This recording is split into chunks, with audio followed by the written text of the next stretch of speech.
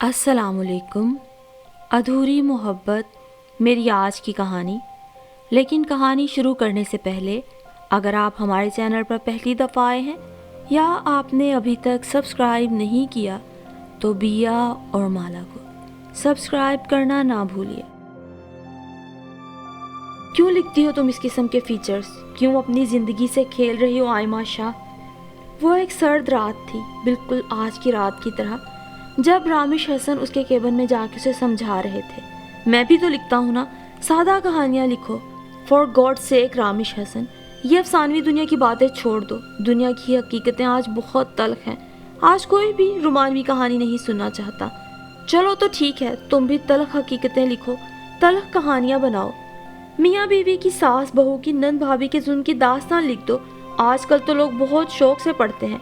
साथ हम सच्ची कहानी लिख दिया करेंगे, मगर खुदारा सियासतदानों और वडेरों को लिखना छोड़ दो।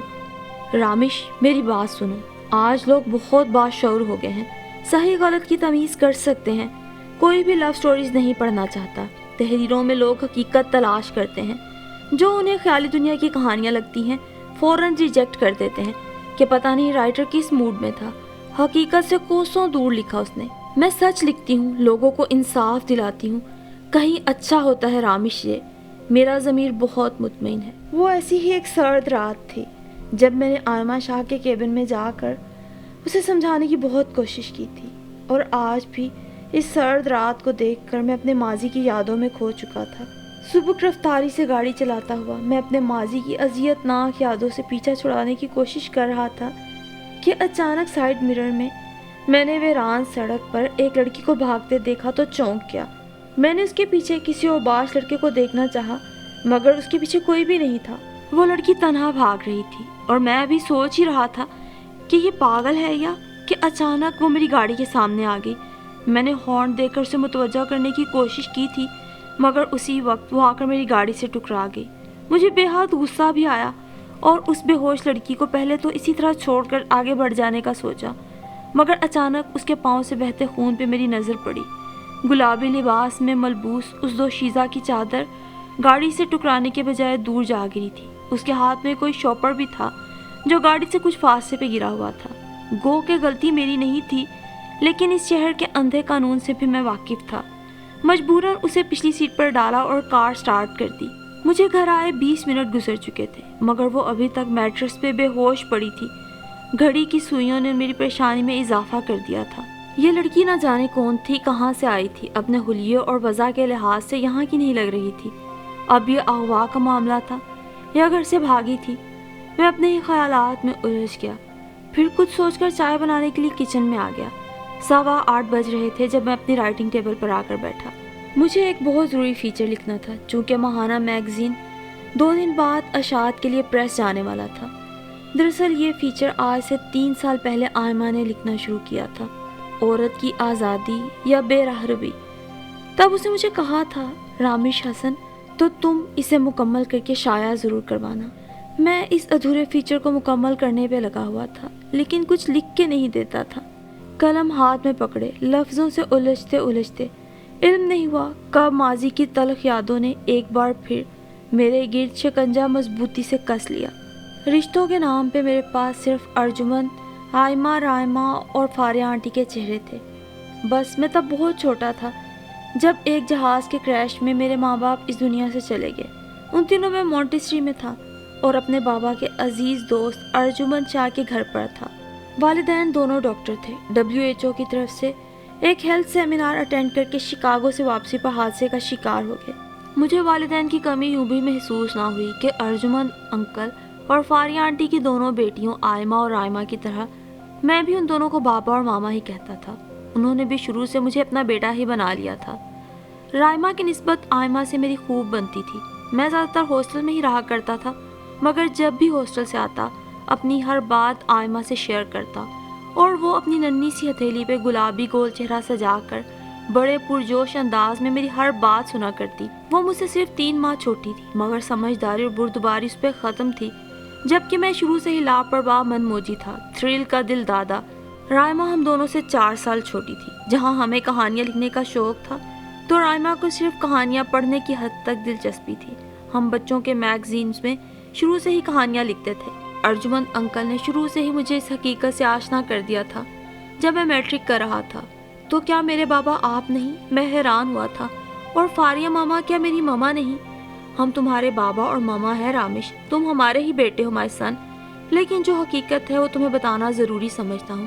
میں نہیں چاہتا کل کو کوئی تمہارے بارے میں ہمارے کان بھرے اور بے وجہ تمہارا دل برا ہو۔ تمہارے پاپا حسین کی تمام پراپرٹی اور ان کے گھر کے کاغذ تمہارا آئی ڈی کارڈ بنتے ہی تمہارے نام منتقل کر دیے جائیں گے۔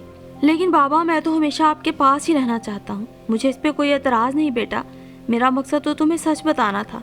خدا نے ہمیں اولاد نرینہ سے نہیں نوازا، مگر تم 3 سال کے تھے جب ہمارے پاس آئے، اور پھر ہم نے کبھی اللہ سے شکوہ بھی نہ کیا۔ اور مجھے چھوڑو، یہ تمہاری فاریہ ماما بھی تمہاری ایک پل کی جدائی برداشت نہیں کر سکتی، مگر دنیا کی سوچیں بہت سطحی ہیں۔ جب میں نے تمہیں لیگلی اڈاپٹ کیا تھا، اس روز بھی تمہارے ننیال والوں نے الزام لگایا تھا کہ میں نے حسین کی پراپرٹی کے لیے تمہیں اڈاپٹ کیا ہے۔ یہ لوگ کچھ بھی کہیں مجھے پرواہ نہیں، مگر تم اپنے بابا کو غلط مت سمجھنا۔ میں نے بابا کو یقین دلایا تھا کہ میرے لیے ان کی محبت دنیا کی تمام باتوں سے زیادہ اہم ہے۔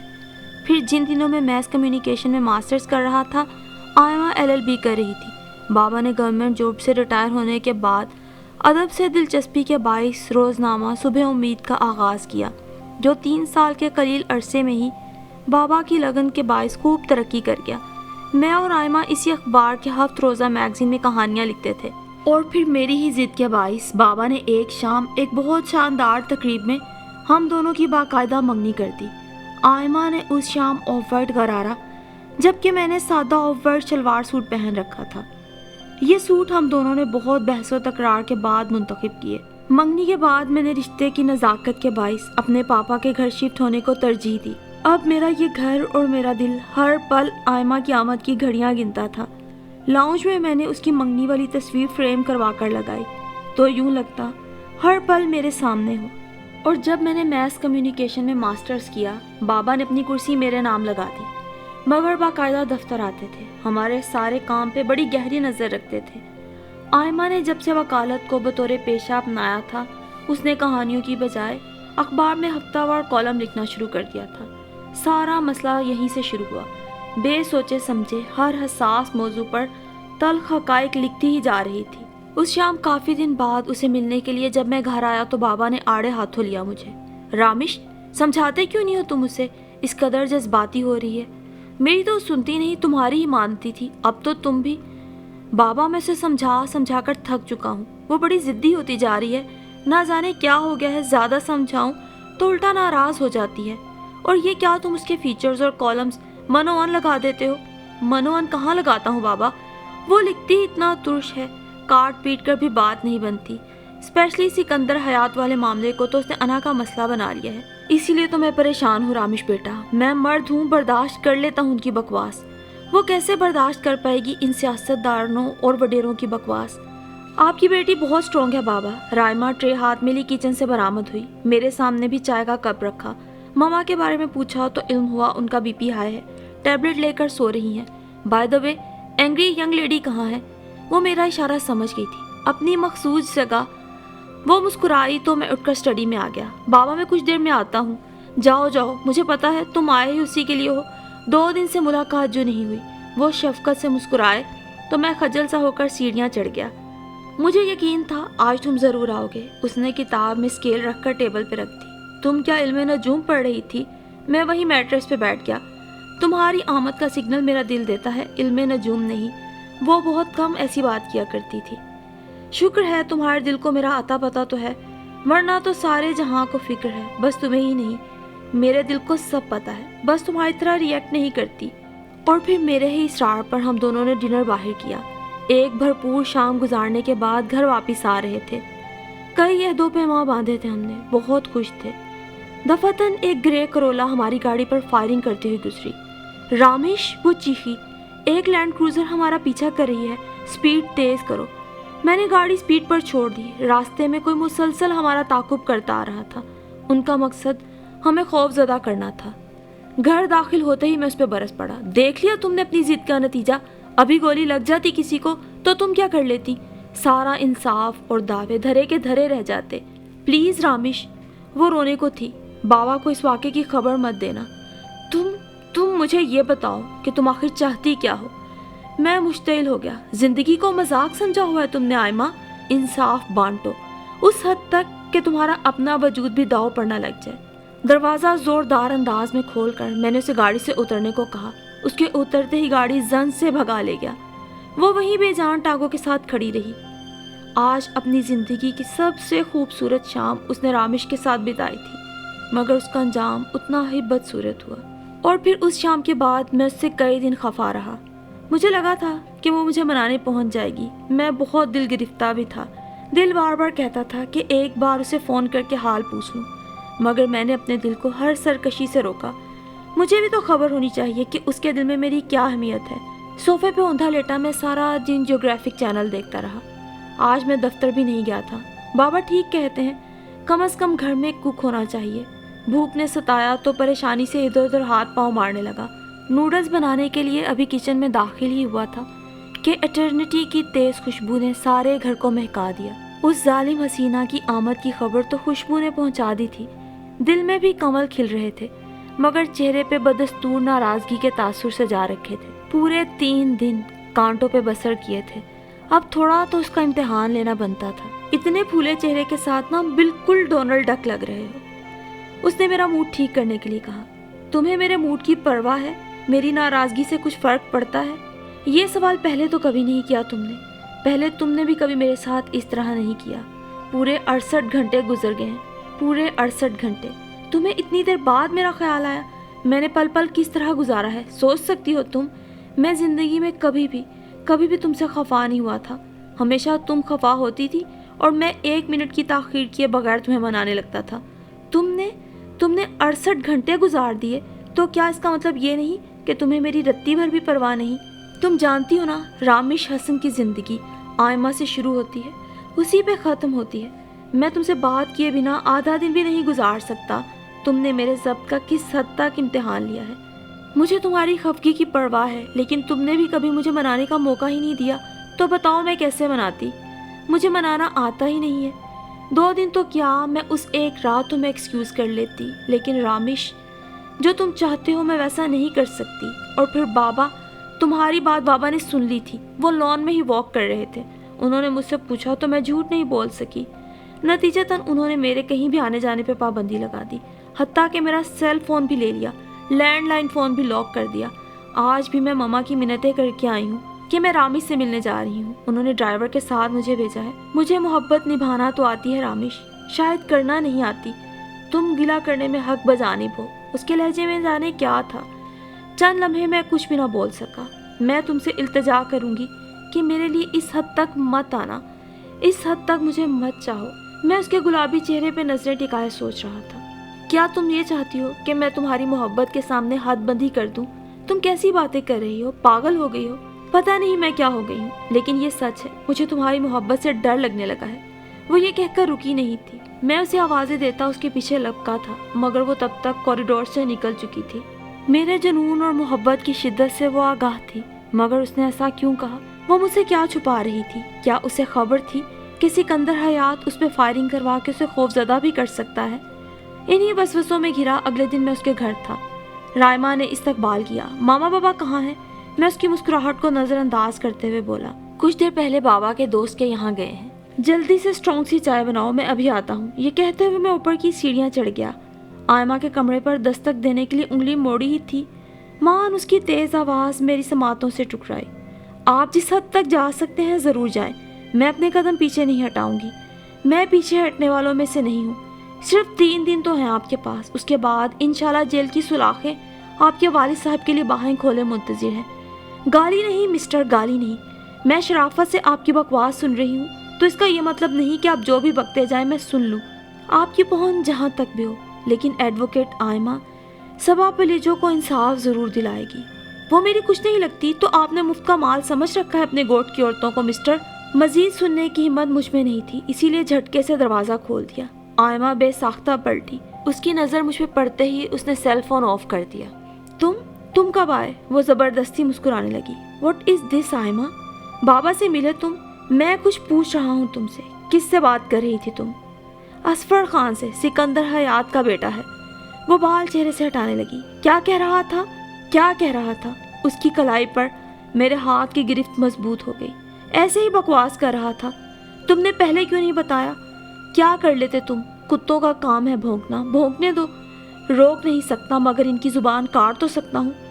کم آن رامش، اتنی جذباتیت اچھی نہیں، زیادہ سبق مت پڑھاؤ مجھے۔ بابا کو اس بات کی خبر ہوگی تو جانتی ہو کیا ہوگا؟ جانتی ہوں، وہ میری وکالت کی ڈگری کو آگ میں جھونک کر میری صحافت پہ پابندی لگا دیں گے۔ اسی لیے تو میں نہیں چاہتی کہ انہیں اس بات کی خبر ہو۔ خبر تو تم مجھے بھی نہیں ہونے دیتی۔ میں تو اتفاقاً آیا اور آتے ہی تمہاری باتیں سن لی۔ ہمارے ریلیشن میں کیا اتنی سی گنجائش بھی نہیں نکلتی کہ تم مجھ سے اپنی پرابلمز شیئر کر سکو؟ میرے لہجے میں شاید دکھ تھا۔ ایسی بات نہیں رامش، اس نے اپنی مخروطی انگلیوں سے میرے کندھے پہ ہلکا دباؤ ڈال کے کہا۔ ایسی ہی بات ہے، اتنی سی بات پر تم مجھ سے ناراض ہو رہے ہو۔ یہ اتنی سی بات ہے آئمہ، وہ باسٹرڈ تمہیں قتل کی دھمکیاں دے رہا ہے اور تم کہہ رہی ہو اتنی سی بات؟ سکندر حیات کے بیٹے جیسے آوارہ بدگماش انسان کی دھمکیوں کو تم مذاق سمجھ رہی ہو؟ کیا تم جانتی نہیں ہو کہ وہ اپنی دھمکیوں پر کتنے آرام سے عمل کر سکتا ہے؟ حالیہ دور کا منسٹر ہے وہ۔ So what? اس کی دھمکیوں کے ڈر سے کیا میں کام چھوڑ کے بیٹھ جاؤں؟ سکندر حیات جیسے درندے مجھے دھمکا کر اپنے مطلب کی خبر لگوانا چاہتے ہیں، اپنی مرضی کا فیصلہ کروانا چاہتے ہیں اور میں ایسا کر دوں؟ نو نیور۔ بابا نے ہمیشہ ہمیں سکھایا کہ حق لکھو، سچ لکھو۔ میں نے قلم کا استعمال انہی سے سیکھا ہے، پھر اب میں سچ کو جھوٹ کیسے لکھ سکتی ہوں؟ تم سچ کو جھوٹ مت لکھو، مگر سکندر حیات جیسی تلخ حقیقتوں کو اپنے قلم کی نوک تک مت لایا کرو۔ اس جیسے معاشرتی ناسوروں کو بے نقاب کرنا ہی تو میری جرنلسٹ لائف کا امپورٹنٹ مشن ہے۔ تمہیں موت سے ڈر نہیں لگتا آئمہ؟ میں اس کی بھوری آنکھوں میں جھانک رہا تھا۔ اب نہیں لگتا، اس نے چہرہ موڑ لیا۔ لیکن میں تمہیں کھونا نہیں چاہتا آئمہ۔ بے ارادہ ہی میرے منہ سے الفاظ نکلے تو وہ ٹھٹک گئی۔ تم جانتی ہو رامش کی زندگی میں تمہارے سوا کچھ نہیں۔ کوئی کسی کی زندگی نہیں ہوتا رامش، سب اپنی ذات میں جی لیتے ہیں۔ وہ نام آنکھوں سے مسکرائی۔ تم اتنی حقیقت پسند کیوں ہوتی جا رہی ہو؟ مجھے حیرت ہوتی ہے رامش کہ تم اتنے حقیقت پسند کیوں نہیں ہو۔ موت زندگی سے بھی بڑی حقیقت ہے، اٹل حقیقت۔ کب سے بلیک میل کر رہا ہے وہ تمہیں؟ جب سے میں نے عدالتی نوٹس بھجوایا ہے۔ اس کے مزاروں نے بیان ریکارڈ کروایا کہ اس نے غریب اللہ بخش سے اپنی بے عزتی کا بدلہ لیا ہے۔ تبھی آئمہ نے مجھے بتایا تھا کہ سکندر حیات دراصل اپنے مزار اللہ بخش پلیجو کی بیٹی صبا پلیجو کو ایک دفعہ اس کے ساتھ جاتے دیکھ چکا تھا۔ اس کے حسن سے بے انتہا متاثر ہوا تو بہانے سے اللہ بخش کو اسے حویلی میں ملازمہ رکھوانے کو کہا۔ اللہ بخش اپنے مالک کی نیت اور بد کردار دونوں سے بخوبی واقف تھا، سو بیٹی کو ملازمہ رکھوانے سے منع کر دیا۔ بس یہیں سے سکندر نے اس معاملے کو اور صبا پلیجو کو اپنی زندگی اور موت کا مسئلہ بنا لیا۔ اس نے اپنے بدماشوں کے ذریعے اس معصوم لڑکی کو اغوا کروا کے ہوس کا نشانہ بنوایا اور برہنہ گوٹ کی سڑکوں پر پھرایا۔ اس سے آگے مجھ سے مت پوچھو۔ یہ سب بتاتے آئمہ کا چہرہ غصے سے لال ہو گیا تھا، کن پٹیوں کی رگیں مزید تن گئی تھی۔ مجھ سے کہتی ہو اتنی جذباتیت اچھی نہیں، اور خود کو دیکھو۔ اس کی بگڑتی حالت کے باعث میں مزید نرمی سے اس کے قریب کھڑا ہو گیا۔ اس کے آنسو اپنی پوروں سے چن رہا تھا۔ میری جذباتیت با معنی ہے اور تمہاری بے معنی۔ تم دیکھ لینا رامش، میں سکندر حیات کو وہ عبرت ناک سزا دلواؤں گی کہ آئندہ کبھی سچل گوٹ کی کوئی صبا کسی سکندر کی درندگی کی بھینٹ نہیں چڑھے گی۔ اس کا تنفس تیز ہو گیا۔ میں اس وقت حق لکھتی ہوں اور لکھتی رہوں گی جب تک میری زندگی وفا کرے گی۔ اس کے بعد چاہے میں مر جاؤں، مجھے دکھ نہیں ہوگا۔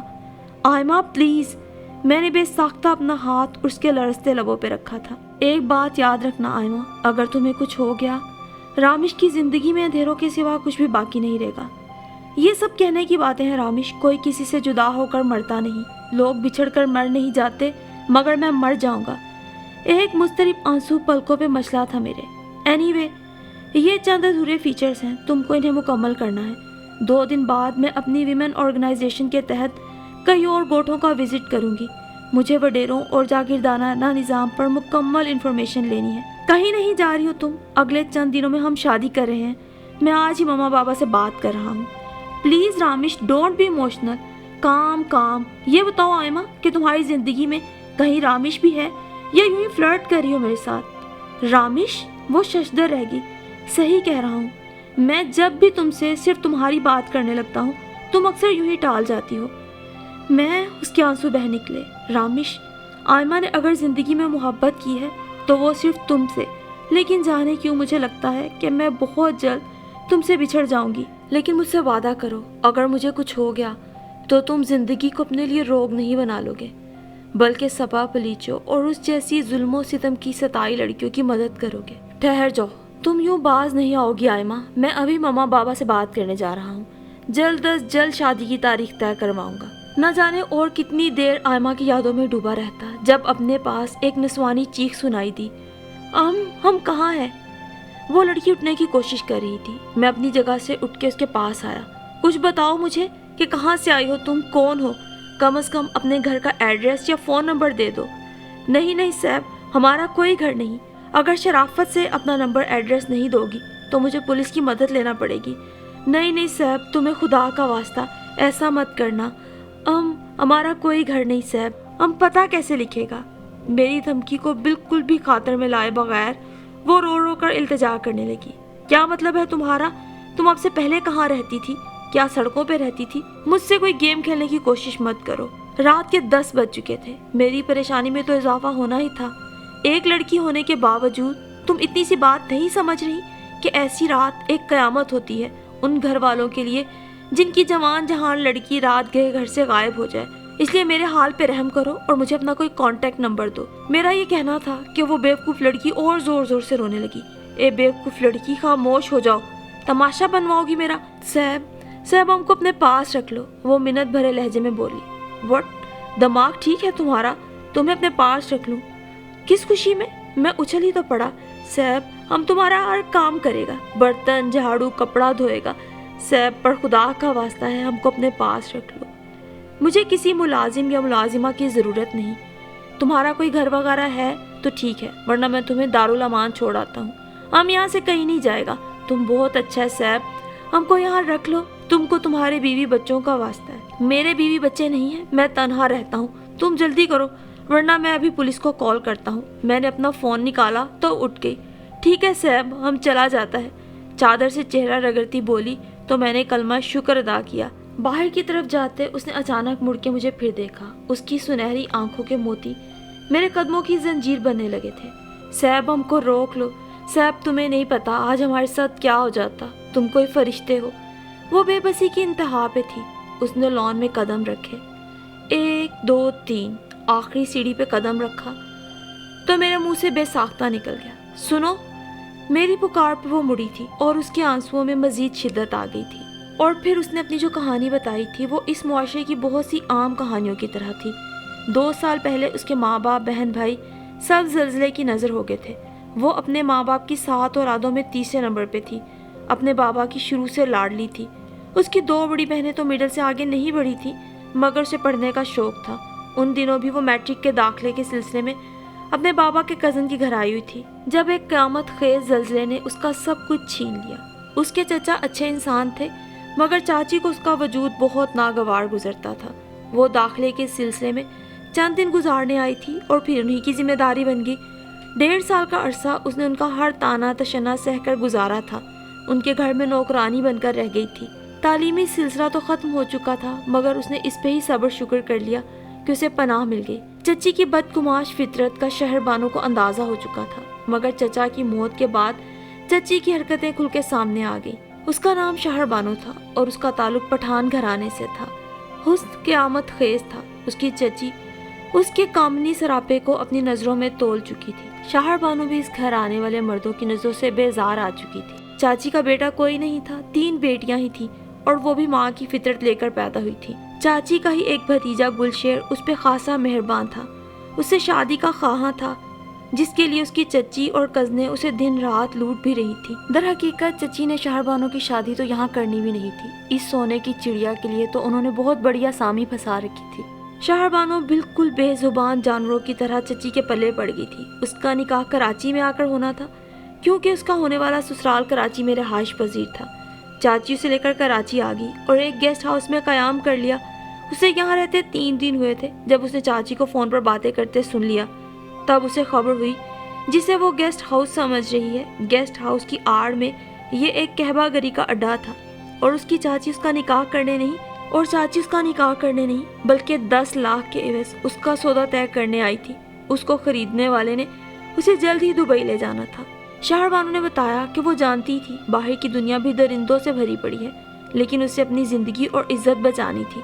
سو گیسٹ ہاؤس کی عقبی دیوار پھلانگ کر وہاں سے بھاگ آئی۔ کراچی جیسے بڑے شہر میں پہلی بار آئی تھی۔ اسے نہ راستوں کا علم تھا نہ لوگوں کی پرکھ، مگر اس کی قسمت اسے رامش تک لے آئی، جب ہی وہ رامش کو اپنے لیے فرشتہ سمجھ رہی تھی۔ رامش حسن کو اس کے لفظوں سے زیادہ آنسوؤں نے متاثر کیا۔ اس کی آنکھوں میں جو سچائی کی جھلک تھی، رامش اسے دیکھ کر کمزور پڑ گئے تھے، کیونکہ وہ جانتے تھے لفظ جھوٹ بول سکتے ہیں مگر آنکھیں نہیں۔ وہ اسے دارالامان بھیجنا چاہتے تھے، لیکن وہ لڑکی یہی رہنا چاہتی تھی۔ رامش کو سمجھ نہیں آ رہا تھا کہ وہ اس لڑکی کا تعارف دنیا میں کیا کروائے گا۔ فی الحال تو اس نے مسئلے کا حل یہی سمجھا کہ اسے چپ کر کے گھر کے کام کاج کے لیے رکھ لیا جائے۔ 3 دن ہو گئے تھے اسے رامش کے گھر آئے ہوئے۔ اس نے اپنے سیب کو ہمہ وقت اخبارات میں یا ٹی وی میں سر دیے دیکھا تھا۔ اس کے علاوہ ان کی نہ تو کوئی دلچسپی تھی نہ شوق۔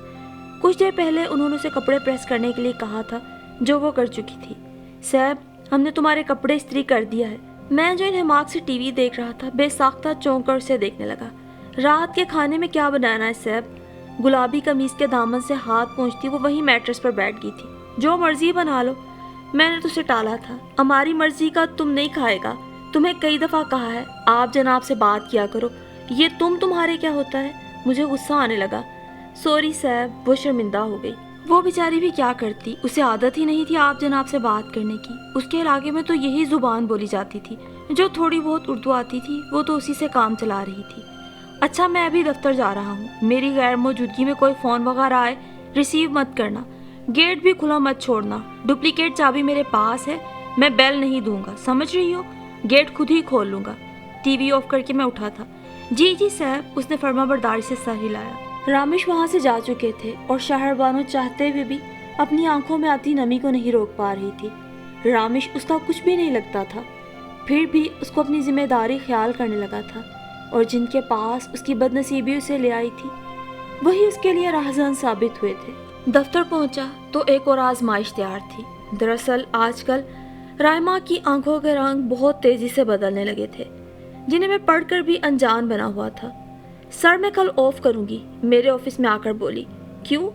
وہ بابا کے فرینڈ پروپوزل لا رہے ہیں۔ یہ کہتے ہوئے وہ بغور رامش حسن کے تاثرات کا جائزہ لے رہی تھی۔ ان کی گندمی رنگت، روشن پیشانی کی مانوس سلوٹیں، براؤن گہری آنکھوں میں ہلکورے لیتا حزن و ملال، 6.25 فٹ کی شاندار قد و قامت، چوڑے شانے، کچھ بھی نظر انداز کیے جانے کے قابل نہ تھا۔ رائما بیچاری کا کیا قصور تھا؟ یہاں تو آدھے شہر کی لڑکیاں صبح امید کے چیف ایڈیٹر رامش حسن کی مردانہ وجاہت اور ساحرانہ آنکھوں کے سہار میں گرفتار تھی۔ رائما کا خود پہ قابو ہی کہاں تھا۔ وہ نہیں جانتی تھی کہ رامش کے لیے اس کے دل میں ہمدردی کے جذبات کب محبت میں بدلے تھے، مگر رامش اسے کسی طریقے سے بھی مثبت جواب نہیں دیتا تھا۔ تو شام کو آئیں گے وہ؟ نہیں، کل لنچ ہماری طرف کریں گے۔ اوکے، انہوں نے بحث نہیں کی۔ سر، آپ شادی کب کر رہے ہیں؟ دفتر میں وہ انہیں سر ہی کہا کرتی تھی۔ کیوں، تم کیوں پوچھ رہی ہو؟ ایسے ہی، ایکچولی سب کو ہی آپ کی شادی کا انتظار ہے۔ سب کون؟ پورا سٹاف۔ سر، کس قدر تنہا ہیں آپ کی تو فیملی۔ میری تنہائی کا احساس کچھ عرصے سے رائما کو کیوں ستانے لگا تھا بہت اچھی طرح سمجھتا تھا، مگر پھر بھی انجان بنا ہوا تھا۔ اس وقت بھی غصے میں اسے ڈانٹ کر میں ٹیرس پر آ گیا تھا۔ ہمارے اپنے ہی بعض اوقات ہمارے زخموں کو کس برے طریقے سے کرید دیتے ہیں کہ وہ پھر سے رسنے لگتے ہیں۔ اس وقت بھی ٹیرس پہ کھڑا شہر کی ٹریفک کو دیکھ رہا تھا۔ علم نہیں ہوا کب ماضی کی یادوں نے مجھے اپنی طرف کھینچ لیا۔ اس شام آئمہ کی آنکھوں اور لہجے کی بے بسی اور نا امیدی کو دیکھ کر میں پریشان ہو گیا تو سیدھا ماما بابا کے پاس پہنچ گیا۔ انہیں بھلا کیا اعتراض ہو سکتا تھا؟ آئمہ کے لیے میرے جنون اور عشق کو وہ اچھی طرح جانتے تھے۔ دوسرے ہی دن 30 اپریل کی ڈیٹ فائنل کر کے شادی کے انویٹیشن کارڈز کا آرڈر دے دیا گیا۔ 2 دن بے انتہا مصروف گزرے تھے۔ میں بے انتہا مسرور تھا۔ خوش تو آئمہ بھی تھی، لیکن پھر بھی اس کی آنکھوں میں عجیب سے خدشات اور انہونی کے واہمے چھلک رہے تھے۔ سب بھول جاؤ میری جان، صرف مجھے سوچو۔ 11 دن بچے ہیں، صرف 11 دن سوچو، اس کے بعد تم میری ہو جاؤ گی، اور میں تمہاری آنکھوں میں اتنی مسرتیں اور روشنیاں بھر دوں گا کہ یہ جو تمہارے فضول ڈر اور خوف ہے نا، اپنی موت آپ مر جائیں گے۔ میں تو اسے یقین دلا رہا تھا، مگر آئمہ کے لبوں پر تمسخرانہ مسکراہٹ بکھری تو الجھ گیا۔ یہ آئمہ نہیں، اس کی تقدیر مسکرائی تھی۔ 24 अप्रैल की शब भी सपने बुनते बसर हुई। रात भर आयमा की हमराही के ख्वाब देखता खुशियों के हंडोले झूलता रहा था, लेकिन खबर न थी कि शब से जन्म लेने वाली सुबह किस कदर भयानक होगी। रात देर से सोने के बाद सुबह 10 बजे मेरी आंख खुली तो फ़ोन की चिंगाड़ती घंटियों ने अपनी तरफ मुतवज्जो किया। मेरा दिल तो सीने में ही सिमट कर फैला था। अपने सेल फोन पर निगाह डालकर लाउंज की तरफ लपका। हेलो रामिश, कहाँ हो तुम? बाबा का लहजा लर्ज रहा था। मैं इतनी देर? क्या हुआ बाबा? रामिश, आयमा, वो रोने लगे थे। क्या हुआ आयमा को? मोहब्बत के नोहे अभी से बयान करने लगे थे। रामिश, वो आयमा, उनसे बोला नहीं गया। उसको तुम आगा खान, मैं भी आ रहा हूँ। रिसीवर वैसे ही फेंक कर अगले 8 मिनट बाद मैं आगा खान के ऑपरेशन सेक्शन के बाहर था। मैंने बहुत ज़्यादा देर तो नहीं की थी, मगर अजल को कुछ ज़्यादा जल्दी थी। आयमा की वाइट प्राडो छलनी हो चुकी थी। उसके नाजुक बदन पर 3 गोलियां लगी थी। उसके वाहिमे और खदशात हकीकत में बदल चुके थे और मैं कुछ भी ना कर सका। मैं रामिश हसन, जो बहुत दावे किया करता था कि मैं तुम्हें खुद से बिछड़ने नहीं दूंगा, उस समय बस फटी फटी आंखों से सफ़ेद बराक कफन में लिपटे उसके गुलाबी चेहरे को देखता रह गया। शी इज़ नो मोर। उस बेरहम चेहरे वाले सर्जन के लफ्ज़ कितने शफ़ाक थे उसे इल्म नहीं था, मगर वहाँ खड़े चारों नफूस की जिंदगियाँ दरहम बरहम हो गईं। आयमा, मैं पूरी कुव्वत से चिल्लाया था, तुम कैसे मर सकती हो आयमा? तुम इस तरह क्यों कर रही हो मेरे साथ? प्लीज़ आयमा, मुझसे ऐसा मजाक मत करो। मैं उस पर झुककर रोने लगा। मेरी दीवानी मोहब्बत उसके लिए खून के आंसू बहा रही थी। मैं 28 साला रामिश हसन, जो बहुत मजबूत आसाब रखता था, धाड़े मार मार कर रो रहा था। बाबा, मेरी आयमा। अर्जुमंद बाबा ने मुझे अपनी बाहों में भेज लिया। वो कहती थी, कोई किसी के लिए नहीं मरता रामिश, सब अपनी ज़ात में जीना सीख जाते हैं। कितना सच कहा था उसने। अंदर से बेशक मैं मर चुका था, मगर बाहर अभी भी जिंदा था। 3 सालों के दिन गुजर गए थे और मैं अभी तक अपनी ज़ात में तन्हा जी रहा था। मैं तुमसे बिछड़कर कैसे जिंदा हूँ, मैं अक्सर सोचता था। और फिर मैंने सुबह उम्मीद और उससे जुड़े बाकी मैगजीन्स को भी छोड़ दिया। कभी उसके घर भी ना गया। हर वो रास्ता छोड़ दिया जिस पर कभी मैं आयमा के संग चला था। और वो फिर भी जिंदगी के हर मोड़ पर मुझे याद आती थी। फारिया मम्मा अपनी लाडली बेटी के बाद बहुत कम ही जिंदा रही। बाबा अलबत्ता अपनी जिंदगी दूसरों के लिए वक्फ कर चुके थे। आयमा ने सिकंदर हयात का गुज़िश्ता रिकॉर्ड निकाल कर उस पर 3 मुकदमे भी दर्ज कर रखे थे। उसे फांसी के शिकंजे से दुनिया की कोई ताकत नहीं बचा सकती थी, मगर आयमा को अपनी मौत की सूरत में हर्जाना अदा करना पड़ा। और वो लड़की सबा पलीजो, जिसे इंसाफ दिलाने के लिए आयमा ने अपनी ज़िंदगी का सौदा तय किया था, अपनी ज़िंदगी इसी मिशन के लिए वक्फ कर चुकी थी। उसने भी अपने मोहसिन के नक्शे कदम पर चलने का अहद किया था। उसे आयमा के बाबा अर्जुमंद ने अपने ही रफाही इदारे साहिबा में जॉब देने के साथ साथ उसकी तालीम का खर्च भी अपने ज़िम्मे ले लिया था। सब ने अपने अपने दिल को संभाल लिया था। नहीं संभला तो बस एक मेरा दिल न संभला। मैं आज भी आयमा जैसी अनमोल लड़की की चाहत में जिंदा था। सारा दिन दफ्तर में यूं ही उसकी यादों में खोए गुजर गया। काफी देर से बैठा फाइल खोले स्याह लफ्जों को घूर रहा था, मगर कोशिश के बावजूद भी एक लफ्ज तहरीर नहीं कर पा रहा था। ये वही फीचर था जो आयमा ने अधूरा छोड़ दिया था। रोशन ख्याली या बेहयाई, औरतों का मुस्तकबिल। आयमा ने 3 साल पहले इस फीचर को लिखना शुरू किया था और 3 साल बाद भी ये अधूरा था। मुझे लग रहा था कि आयमा का गुलाबी सरापा अब फिर से मेरे सोचों पर गालिब आ चुका है। आयमा, आखिर कब तक मैं अधूरे अफसानों से जिंदगी का उन्वान बनाता रहूंगा? तुमने तो ताउम्र साथ निभाने का अहद किया था, तो फिर साथ क्यों छोड़ दिया? थक कर मैंने कलम एक तरफ रख दिया और उठकर खिड़की में आकर खड़ा हो गया। पर्दे बराबर करते हुए मैंने लॉन में सुखचैन के पेड़ के साथ टेक लगाए घास चुनती शहरबानों पर निगाह डाली तो याद आया कुछ देर में रायमा, साद और खलदून मेरी बर्थडे सेलिब्रेट करने के लिए आने वाले हैं। इस तरह की बचकाना तकरीबात अरसा हुआ मैं मनाना छोड़ चुका था। ये रायमा ही थी जो हर साल 9 फरवरी का दिन ज़बरदस्त तरीके से सेलिब्रेट करके मुझसे ट्रीट वसूल किया करती थी। आज संडे था और ऑफिस से भी ऑफ था। अगर आयमा ने शहरबानों को यहाँ देखा तो बहुत गलत ख्याल करेगी। शहरबानों को उसके सामने नहीं जाना चाहिए। मैं स्टडी में जाने का इरादा मनसूख करके नीचे चला आया। शहरबानों, मैंने करीब जाके उसे बुलाया तो वो एकदम खौफजदा होगी। जी साहब, कुछ देर में मेरे कुछ कलीग्स आने वाले हैं। मैं नहीं चाहता कि वो तुम्हें यहाँ देखें। एक्चुअली मेरे कहने का मतलब ये है कि तुम गेस्ट रूम में चली जाओ, मेन लाइट्स ऑफ रखना। तुम समझ रही हो ना मेरी बात? जी जी साहब, मगर वो खाना, तुमने अभी तक खाना नहीं खाया? खाना चाहती हो तो खा लो, 9 बजे तक वो लोग रुकेंगे।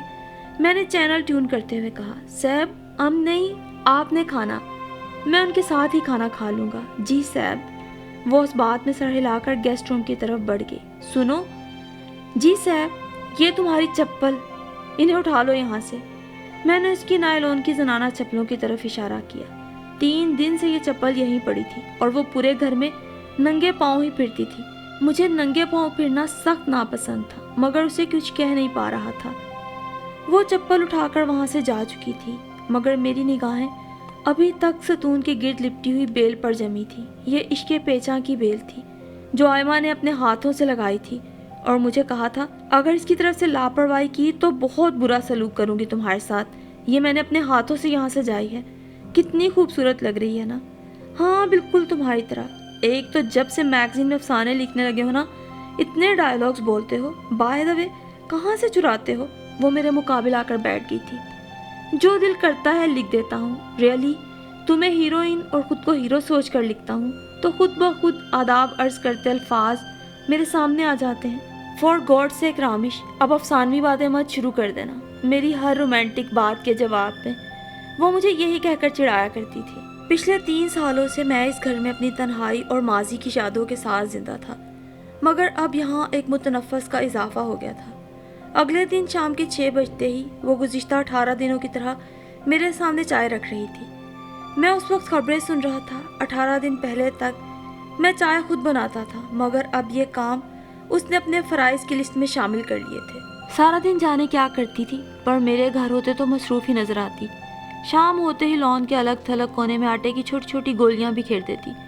चिड़ियों और दीगर परिंदों के गोल उन पर झपट पड़ते। फ़ज़ा में हलचल सी हो जाती, हवा में नगमगी फैल जाती और मैं खिड़की से परिंदों को बहुत खौफ से देखता, मगर जाने क्यों उसे मना नहीं कर पाता कि मेरे घर और ज़ात के मुहीब सन्नाटों में इस कदर शोर मत बर्पा किया करो। मेरा मन चटकने लगता है। चाय पीते पीते जाने कब सोफे से टेक लगाते आंख लग गई। साहब ये फ़ोन आपका। वो हाथ में सेल फोन लिए खड़ी थी। मैं बेसाख्ता चौंक कर उसे देखने लगा। उसकी आंखें बिल्कुल आयमा जैसी लगी थी। तभी तवज्जो फ़ोन की तरफ मबजूल हो गई। दफ्तर के लड़कों का फ़ोन था। मेरे दोस्त और इस वक्त मेरे इदारे में काम करने वाले नौजवान साद का रोड एक्सीडेंट हुआ था। जिन्ना अस्पताल में दाखिल था। बहुत ज़्यादा खून बह गया था। फौरी तौर पे बी नेगेटिव खून की ज़रूरत थी। सारा स्टाफ अस्पताल जमा था, मगर ब्लड मैच नहीं कर रहा था। मुझे इमरजेंसी बुलाया था। मेरे कमरे में साइड टेबल पर मेरा वॉलेट रखा है, फ़ौरन ले आओ। जी साहब। वो सर हिलाती वहाँ से भागी। ये ले, मेरे दोस्त के भाई और मेरे कोलीग का एक्सीडेंट हुआ है। हॉस्पिटल जा रहा हूँ, देर भी हो सकती है। मेन गेट मत खोलना, चाहे कोई भी आए। गाड़ी रिवर्स करते हुए मैंने उसको हिदायत दी थी। जी साहब। उसने ज़ोरों शोर से सर हिलाया था और फिर मेरी वापसी तक वो कॉरिडोर की सीढ़ियों पर बैठी उस अनजान शख्स के लिए दुआएं करती रही थी जिसके एक्सीडेंट ने उसके सैब को इतना परेशान कर दिया था। मेरी वापसी 2 बजे के करीब हुई। वो पिछले 5 घंटों से यही बैठी थी। सैब, वो आपका दोस्त। वो गेट बंद करके मेरे पीछे भागी। हाँ वो बेहतर है अब। आप खाना खाओगे सैब? खाना? दफतन मुझे भूख का शदीद एहसास हुआ था। आज फीचर कंप्लीट करने के चक्कर में दोपहर भी खाना नहीं खाया था। हाँ ले आओ।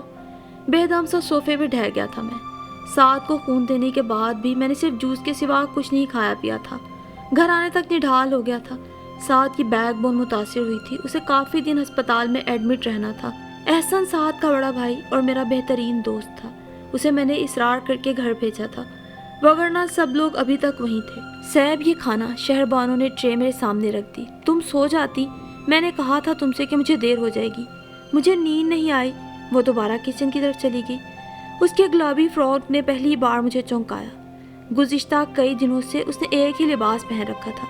तुम कपड़े क्यों नहीं बदलती? ये क्या तुम्हारा यूनिफॉर्म है? कपड़े होगा तो चेंज करेगा ना सैब। वो शर्मिंदा सी मुस्कुराई। ओह, मैं जानता भी था। जब आई थी तो खाली हाथ। अगली शाम दफ्तर से सीधा बाजार चला गया। लेडीज शॉपिंग का कोई ख़ास तजर्बा नहीं था। आयमा के लिए कभी मैंने ड्रेसेस तो नहीं खरीदे थे, अलबत्ता उसके साथ ज़रूर चला जाया करता था, इसलिए आज भी जो समझ आया खरीद कर ले आया था।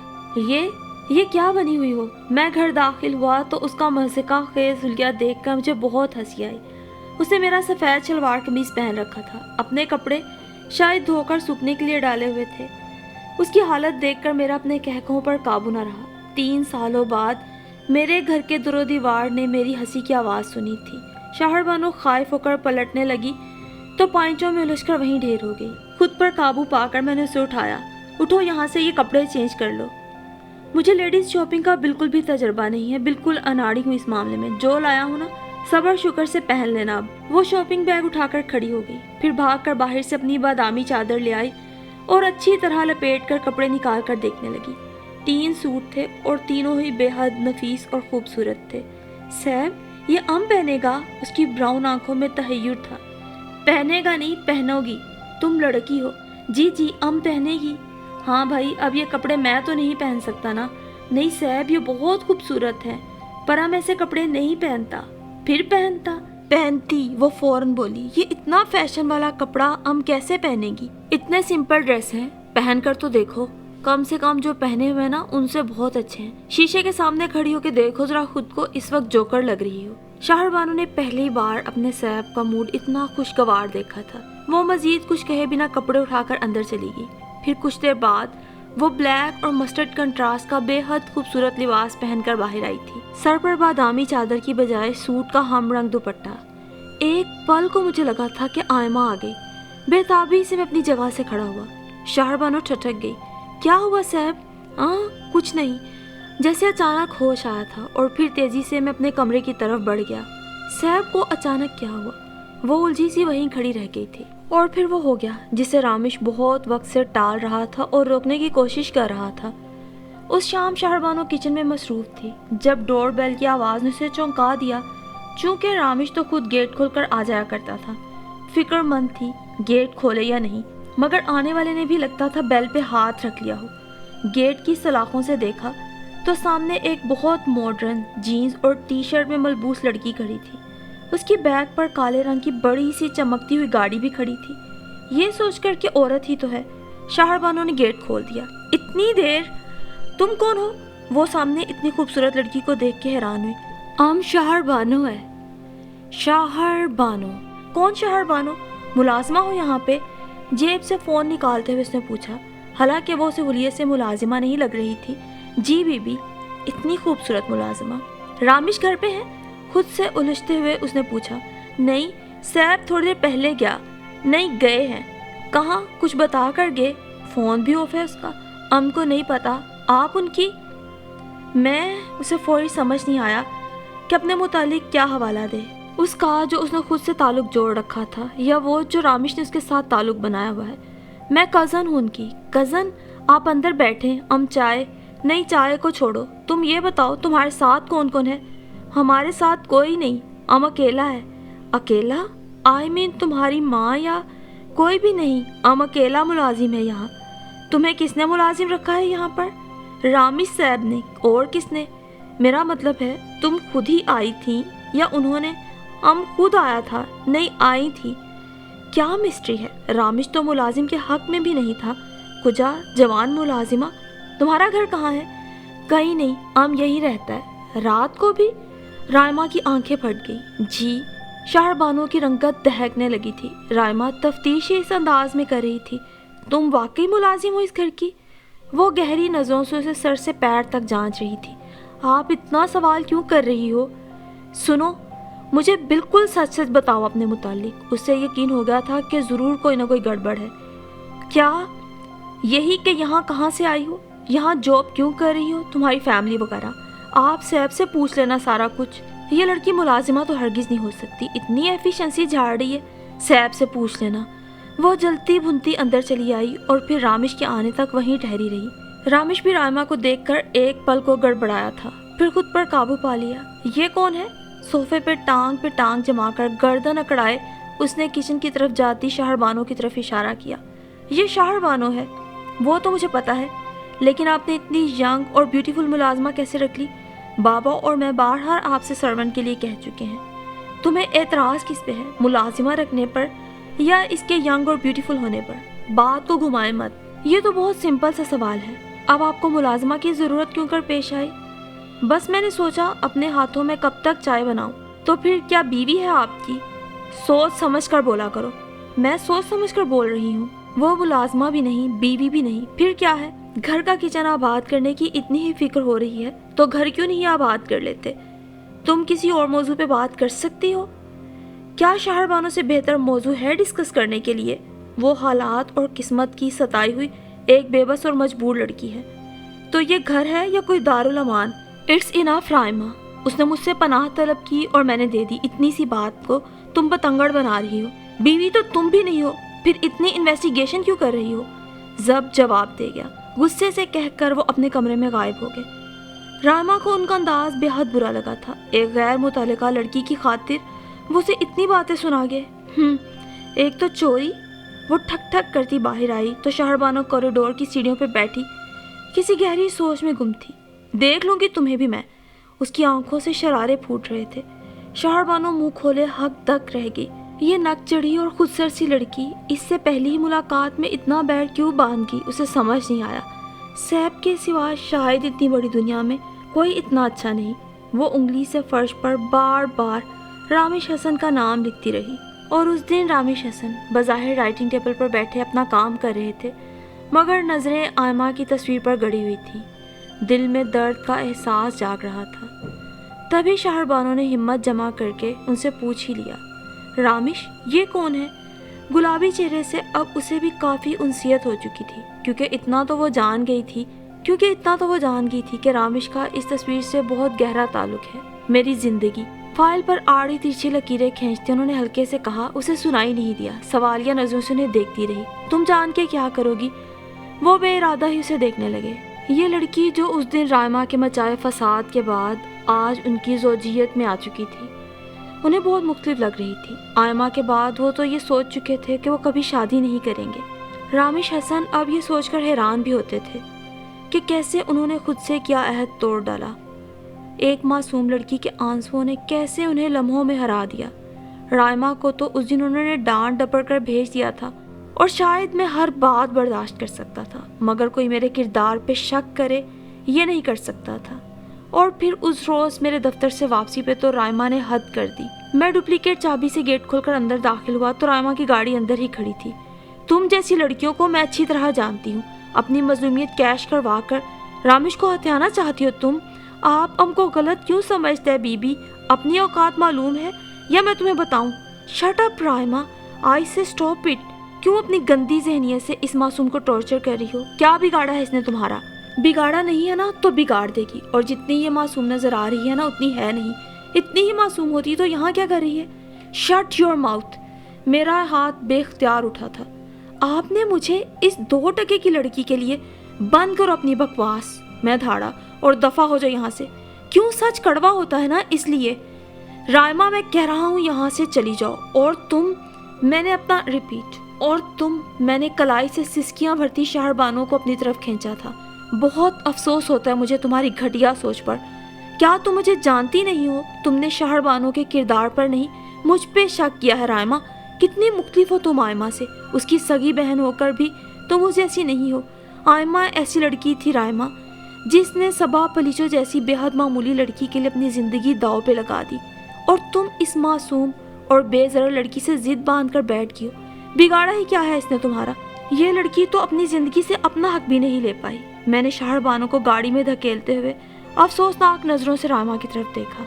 میں شہر بانو کو ابھی اسی وقت وہ مقام دینے جا رہا ہوں جو آئمہ کے سوا میں نے کبھی کسی کو نہیں دینا تھا۔ بے حد تیزی سے کار ریورس کر کے میں گیٹ پار کر گیا۔ رائما پھٹی ہوئی نظروں سے مجھے دیکھتی رہ گئی تھی، اور اب کتنے دن ہو گئے تھے اسے گھر کی ملازمہ سے مالکن بنے۔ ان کے بیڈ کے عین اوپر آئمہ کی انلارج تصویر لگی ہوئی تھی، مگر ان کی زندگی میں کوئی اور جگہ بنا چکی تھی۔ رامیش، آپ بہت محبت کرتے تھے آئمہ سے؟ کچھ دیر پہلے یہ تصویر صاف کرتے ہوئے وہ مجھ سے پوچھ رہی تھی۔ ہاں بہت۔ میں مسکرا دیا، جانتے ہوئے بھی کہ شہر بانو کی آنکھیں ہی نہیں دل بھی آئمہ کی طرح ہے۔ میرا اس سے روح کا تعلق ہے۔ ہاں، دل کا پلاٹ فی الحال خالی ہے، وہ تم نے اپنے نام کروا لیا۔ میں نے شرارت سے اسے کہا تو وہ بھی شرما گئی۔ نہیں رامیش، آپ کی اور آئمہ کی محبت پر ہم شک تو کر سکتی ہے مگر جیلس نہیں ہو سکتی۔ آپ نے ہم جیسی بے زبان لڑکی کو اپنا نام دے دیا، ہمارے لیے تو یہی بہت ہے۔ وہ تصویر کی طرف دیکھ رہی تھی اور میں اس کی طرف۔ تھینک یو سو مچ رائما، تم نے مجھے ایک ایسا راستہ چننے میں مدد دی جو ساری عمر کی تلاش کے باوجود میں ڈھونڈ نہیں پاتا۔ کیا ہوا صاحب؟ میں نے کرسی کی پوچھ سے سر ٹکایا تو وہ پریشان ہو گئی۔ کبھی کبھی صاحب کہنے میں کوئی حرج نہیں، تمہارے منہ سے بہت اچھا لگتا ہے۔ اس کے لبوں پہ بہت خوبصورت مسکراہٹ آ گئی۔ یار ایک کپ چائے کا تو پلا دو۔ ابھی لایا۔ نہیں لائی۔ وہ ہنستی ہوئی باہر نکل گئی۔ اسی وقت میرا سیل بجنے لگا۔ بابا کا فون تھا، انہوں نے اتوار کو میرے ولیمے کا فنکشن ارینج کیا تھا۔ رائما بھی اب اپنے رویے پہ شرمندہ تھی اور مجھ سے ایکسکیوز کر چکی تھی۔ میں نے بابا کو وقت پر آنے کی یقین دہانی کروائی تھی۔ فون بند کیا، گھڑی پہ نظر گئی، 6:15 بج چکے تھے۔ میں جانتا ہوں شاہر بانو کا دل بہت بڑا ہے، مگر پھر بھی میں نے آئمہ کی تصویر کو دیوار سے ہٹا دیا، اسے ایک اخبار میں ریپ کرتے ہوئے اس کی محبت کو اپنے دل کے ایک کونے میں ہمیشہ کے لیے قید کر لیا۔ تصویر کو دراز میں رکھتے ہوئے میں سوچ رہا تھا کہ شاید کچھ کہانیوں کی خوبصورتی ان کے ادھورے پن میں ہوتی ہے، جیسی میری اور آئمہ کی محبت کی ادھوری کہانی۔